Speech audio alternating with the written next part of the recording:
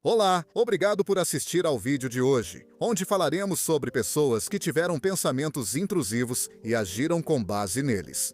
Eu certamente já tive pensamentos intrusivos, e no passado, ocasionalmente agi de acordo com eles. Nunca machuquei ninguém fisicamente, mas magoei sentimentos e prejudiquei relacionamentos. O problema era nunca me ver como vilão ou admitir erro. Depois comecei a fazer terapia e aprendi sobre algo chamado distorções cognitivas. De forma simples, distorções cognitivas são pensamentos tendenciosos ou exagerados que distorcem sua visão do mundo. As distorções cognitivas me ajudaram a criar falsas narrativas para justificar atitudes desagradáveis do passado e não sentir culpa. Mas com a ajuda da terapia, agora reflito sobre minhas ações com mais empatia e assumo a responsabilidade por elas.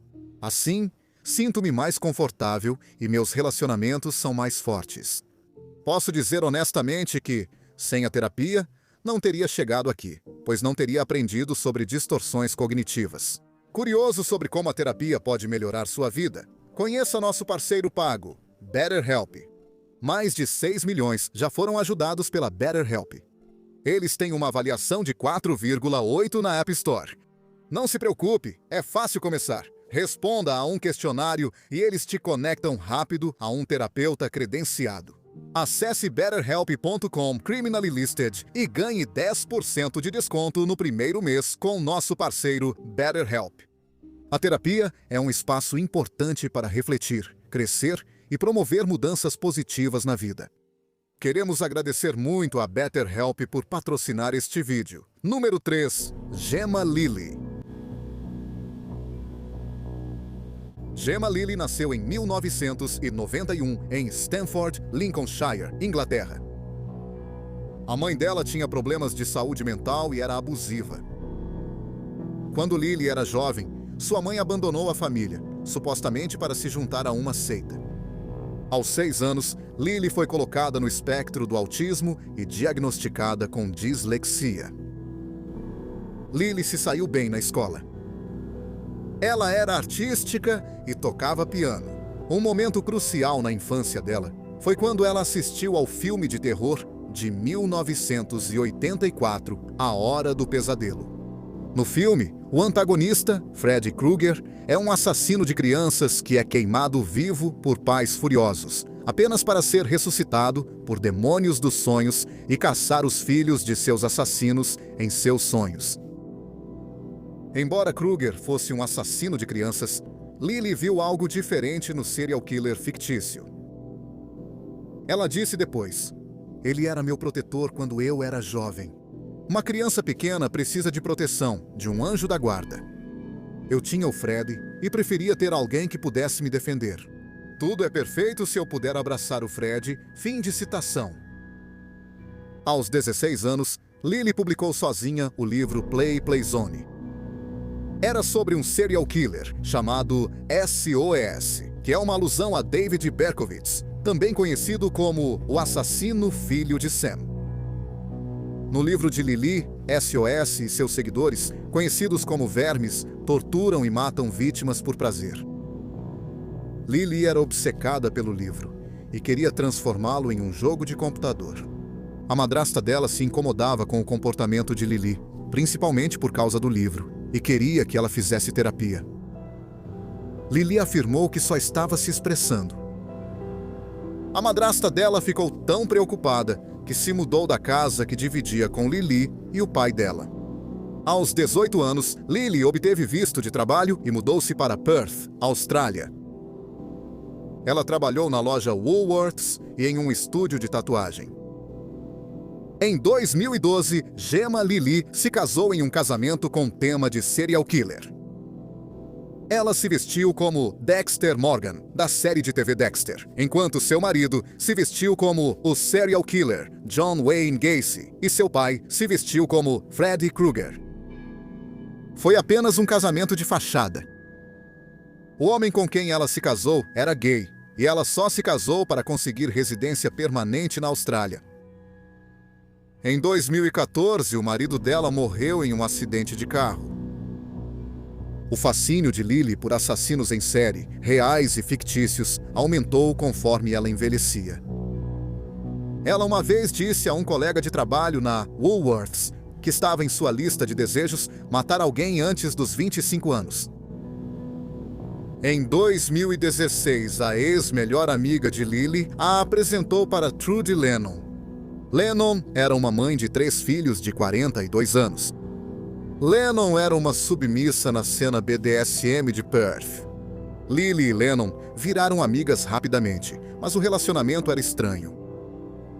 Lennon tinha 17 anos a mais que Lily, que sentia falta de uma presença feminina mais velha em sua vida. Elas criaram um vínculo de dominação e submissão, com a mais jovem no papel dominante. Elas se comunicam online com codinomes. Lily era Suesse e Lennon era Corbina. Em maio de 2016, Lennon e seus filhos se mudaram para a casa de Lily. Eles chamam a casa deles de Elm Street. Lily e Lennon compartilhavam impulsos homicidas.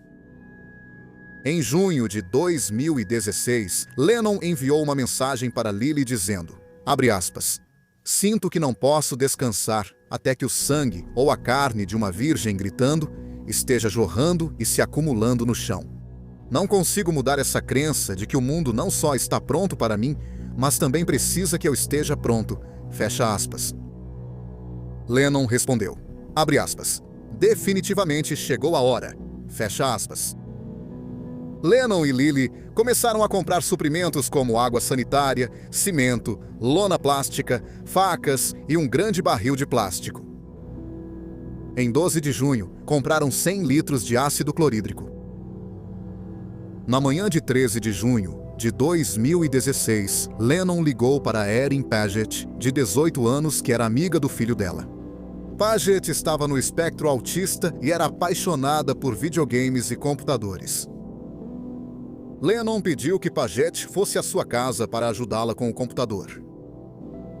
Em troca, ela daria jogos de videogame grátis para ele.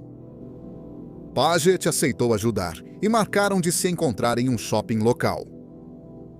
Mais tarde, Lennon e Lily buscaram Paget e correram de volta para casa, que elas chamavam de Rua Elm. Ao entrarem, as duas mulheres atacaram Paget. Lily tentou estrangular o jovem de 18 anos com um garrote, mas ele quebrou. Então ela o esfaqueou 3 vezes com uma faca, enquanto Lennon o segurava. Inicialmente, eles planejavam dissolver o corpo em ácido. Em vez disso, eles o enterraram em uma cova de 30 centímetros de profundidade no quintal. Eles cobriram a cova com cimento e azulejos vermelhos de cozinha. No dia seguinte, Lily enviou uma mensagem para Lennon, dizendo, abre aspas, estou vendo coisas que nunca vi antes. Estou sentindo coisas que nunca senti antes. É incrivelmente fortalecedor. Obrigado. Fecha aspas. Lennon respondeu, abre aspas, de nada, SOS. Fecha aspas. 2 dias após o assassinato de Erin Paget, de 18 anos, seu senhorio o declarou desaparecido. Ela ouviu a ligação entre Paget e Lennon e deu uma carona para Paget até o shopping. A polícia analisou os registros telefônicos de Paget e constatou que a última ligação que ele recebeu foi de Lennon. A polícia foi ao shopping e analisou as imagens das câmeras de segurança. Eles encontraram um vídeo de Paget entrando em um carro com Lennon e Lily. A polícia obteve imagens das câmeras de segurança que flagraram o trio chegando à casa de Lily e Lennon. Paget é visto entrando na casa, mas não foi registrado saindo. Depois que Paget entrou na casa, Lennon é vista fechando o portão e entrando em casa com uma faca na mão. A polícia conseguiu um mandado de busca para a casa. No dia 20 de junho de 2016, uma semana após o assassinato de Erin Paget, seu corpo foi encontrado enterrado no quintal. A polícia também encontrou o que parecia ser uma sala de execução. Era um cômodo oculto e escondido, com lonas azuis nas paredes. A polícia não acreditava que o assassinato ocorreu nesse cômodo. Aconteceu em outra parte da casa, onde um pedaço do carpete havia sido recortado. Gemma Lily, de 24 anos, e Trudy Lennon, de 42 anos, foram presas. Sob custódia, Lennon admitiu ter segurado Paget enquanto Lily o esfaqueava. Gemma Lily e Trudy Lennon foram a julgamento em outubro de 2017. Lennon afirmou que só testemunhou o assassinato e ajudou depois.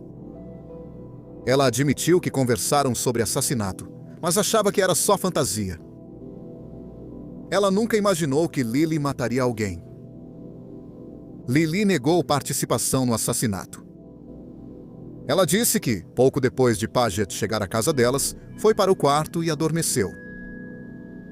Quando viu Paget por último, ele estava no sofá com Lennon. Ela disse que ia treiná-lo em BDSM.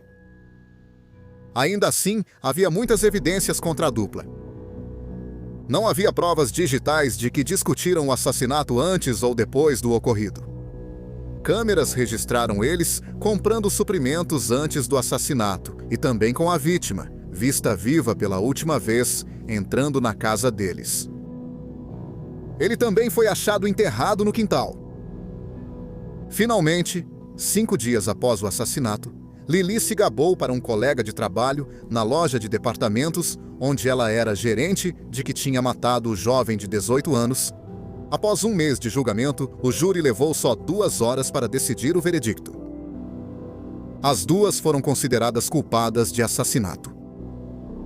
Cerca de 2 meses após a condenação da dupla, outra detenta, Yeljori Nalina Flores, jogou 2 litros de água fervente em Trudy Lennon. Lennon sofreu queimaduras de 2º grau em 22% do corpo. Ela passou mais de 3 semanas no hospital, incluindo 2 dias na UTI. Mas ela sobreviveu quase sem cicatrizes. Flores disse que atacou Lennon porque estava enojada com o crime dela. Ela disse que, pouco antes do ataque, viu Lennon rindo enquanto esperava na fila para pegar medicação. Ela não sabia do que Lennon estava rindo, mas ver ela rindo fez algo dentro dela se romper. Flores foi posteriormente condenada a 5 anos pelo ataque. Em fevereiro de 2018, depois que Lennon recebeu alta do hospital, ela e Lily foram condenadas à prisão perpétua, sem chance de liberdade condicional por 28 anos. Ambas serão elegíveis para liberdade condicional em 2046, quando Gemma Lily terá cerca de 54 anos e Trudy Lennon terá cerca de 72 anos. Número 2. Shay Groves. Em 2022, Shay Groves, de 27 anos, morava em Havant, Hampshire, uma cidade no sul da Inglaterra. Groves teve uma infância difícil. A vida dela em casa era instável e ela sofreu abuso físico. No início da adolescência, ela foi diagnosticada com transtorno afetivo bipolar. Pouco tempo depois, ela começou a beber e usar drogas. Ela também saiu de casa para morar com um namorado, que era abusivo. Groves também começou a andar com uma faca. Ela então começou a colecionar armas como facas, adagas e machados vikings. Em algum momento da adolescência, Groves se envolveu na subcultura gótica. Ela ficou obcecada por assassinos em série e outros criminosos notórios. Essa fascinação continuou na vida adulta. Na parede da sala de estar, ela tinha desenhos emoldurados de pessoas como Charles Manson, Richard Ramirez, Mira Hindley e Peter Sutcliffe. Em fevereiro de 2022, Groves conheceu Frank Fitzgerald e eles começaram a namorar. Fitzgerald era pai de 2 filhos. Groves e Fitzgerald eram ambos adeptos do BDSM. Eles instalaram uma câmera de segurança no quarto de Groves para se gravarem realizando atos sexuais. Groves e Fitzgerald bebiam muito álcool e usavam cocaína. O relacionamento deles, que era repleto de drogas, álcool e sexo agressivo, era, talvez sem surpresa, volátil. Ambos eram extremamente ciumentos. Em maio de 2012, Fitzgerald enviou uma mensagem de texto para Groves, dizendo que, se ela o traísse com o ex-namorado, ele pisotearia os dois. Mais tarde, no mesmo dia, Groves e Fitzgerald fizeram sexo. Como de costume, o ato sexual foi gravado. Depois, Fitzgerald perguntou a Groves por que ela mantinha uma adaga celta debaixo do travesseiro, mesmo durante o sexo. Ele perguntou se ela planejava esfaqueá-lo na garganta. Groves disse que só mantinha a adaga lá para proteção. No início de julho de 2022, cerca de 6 meses depois que eles se conheceram, o relacionamento entre eles estava indo e voltando. Groves também estava vendo seu ex-namorado. No início de julho de 2022, Groves tirou a câmera do quarto. Por volta de 1h20 da manhã, em 17 de julho de 2022, Fitzgerald estava mexendo no celular de Groves. Ele descobriu que o ex-namorado dela era um dos contatos dela no Snapchat. Eles discutiram, mas acabaram indo dormir juntos. Várias horas depois, logo após as 7 da manhã, Shay Groves, de 27 anos, fez uma chamada de vídeo para um amigo. Groves disse ao amigo que havia matado Frank Fitzgerald, de 25 anos. O amigo ligou para o 999, o equivalente britânico ao 911. A polícia encontrou Fitzgerald morto por múltiplas facadas com uma adaga celta. A autópsia revelou que ele foi esfaqueado na garganta e ao menos 17 vezes no peito. A facada inicial na garganta foi fatal. Parece que Fitzgerald foi atacado enquanto dormia.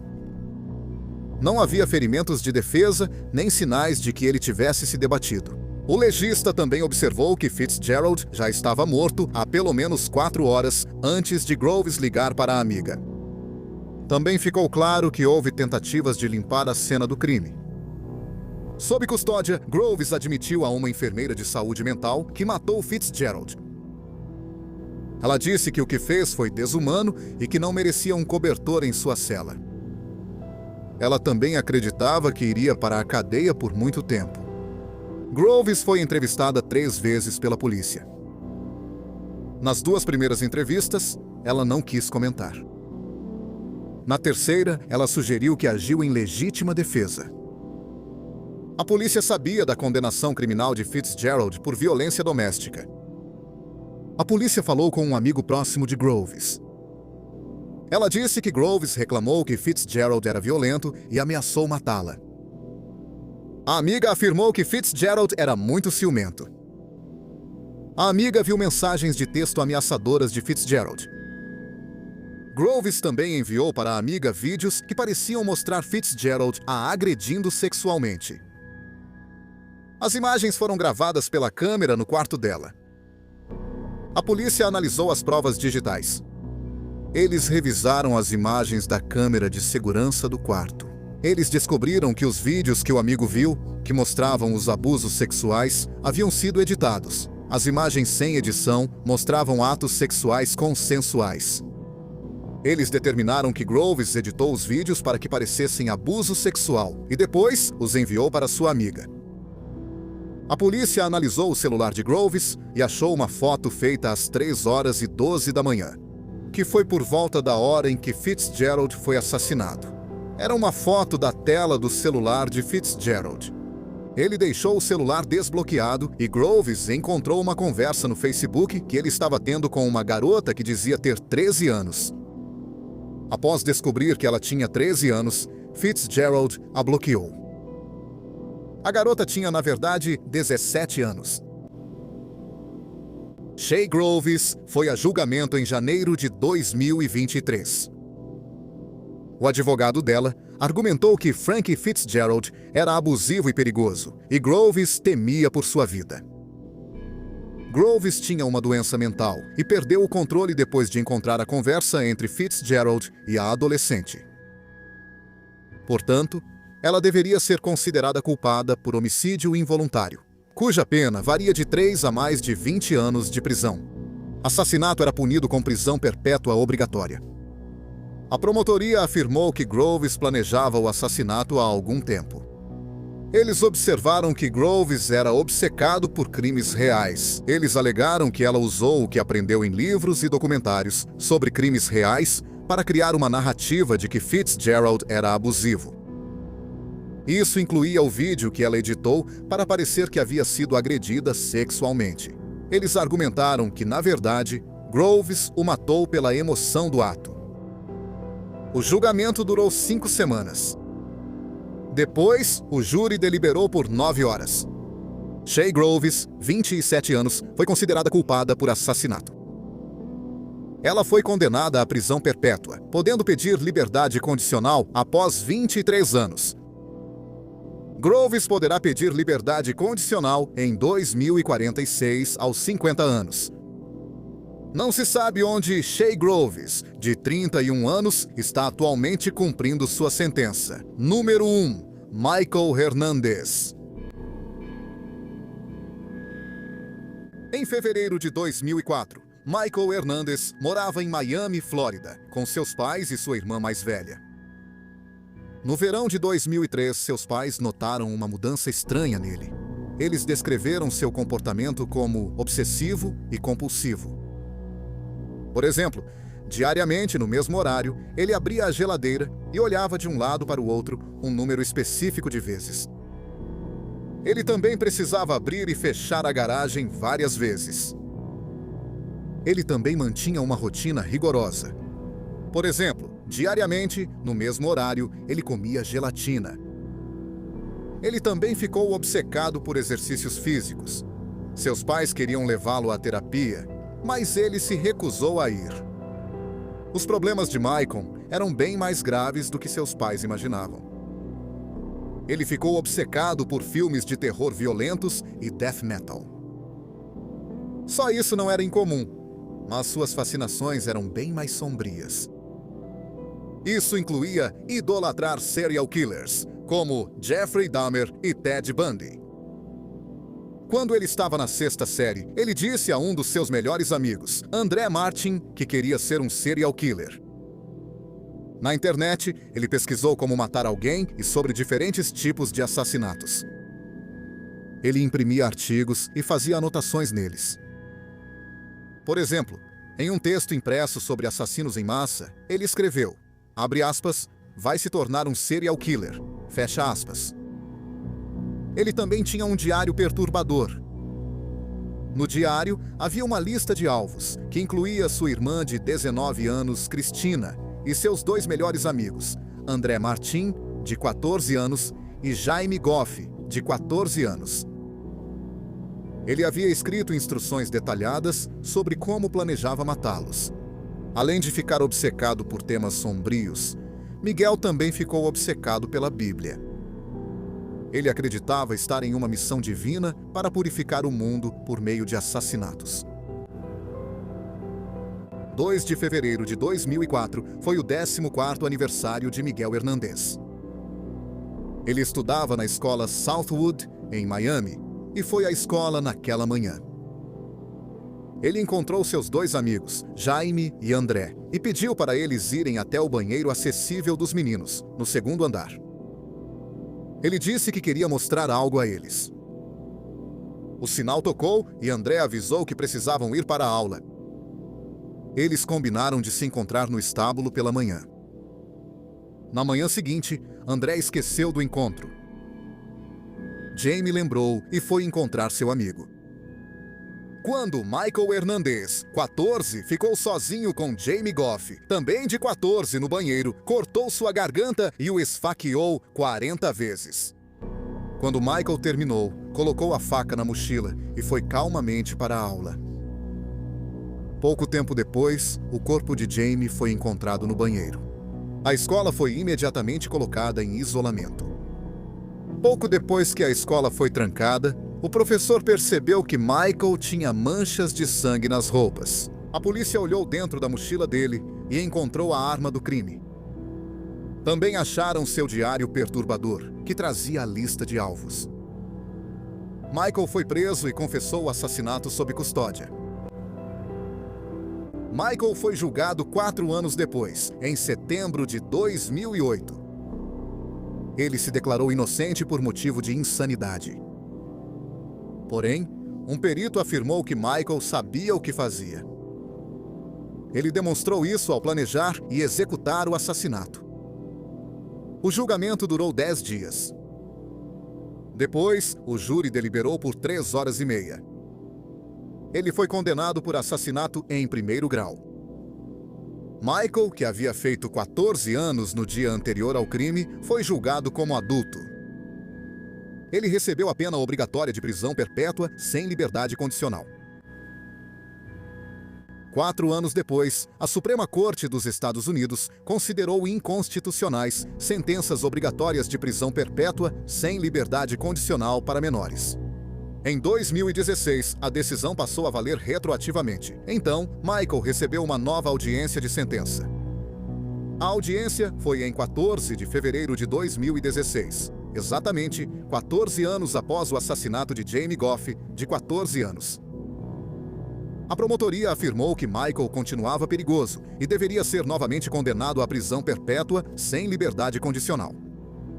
A Suprema Corte questionou a obrigatoriedade da sentença, não a condenação de menores à prisão perpétua sem liberdade condicional. A promotoria mostrou provas de que Michael ainda se fascinava por assassinos em série. Ele falou com outros detentos sobre assassinos em série. Ele conheceu uma mulher em um site para quem busca correspondência romântica com detentos. A promotoria tinha gravações deles ao telefone falando sobre o assassino em série Ed Gein. Ele ficou infame por ter tentado fazer um vestido usando pele humana. Eles brincavam sobre um dia ficarem juntos e venderem roupas feitas de pele humana. Também havia gravações de Michael ligando para o pai e o pai tocando músicas pelo telefone para ele. A promotoria reproduziu uma gravação de Michael ouvindo a banda de metalcore Bleed From Within. Michael brincou dizendo que conhecia muitas bandas com a palavra Blood no nome. A promotoria argumentou que tudo isso mostrava que Michael, que tinha 26 anos e estava preso há 12 anos, não havia mudado e nunca mudaria. Ele sempre seria um perigo para a sociedade. Michael Hernandez foi novamente condenado à prisão perpétua sem liberdade condicional. No dia 29 de abril de 2021, Michael Hernandez, de 31 anos, foi encontrado morto em sua cela na prisão. Descobriu-se que ele tinha um problema cardíaco. Por isso, a morte foi considerada natural. Obrigado por assistir ao vídeo de hoje. Se gostou, agradecemos se inscrever. Não esqueça de ver nossos shorts no YouTube, Instagram e TikTok. Mais uma vez, obrigado por assistir.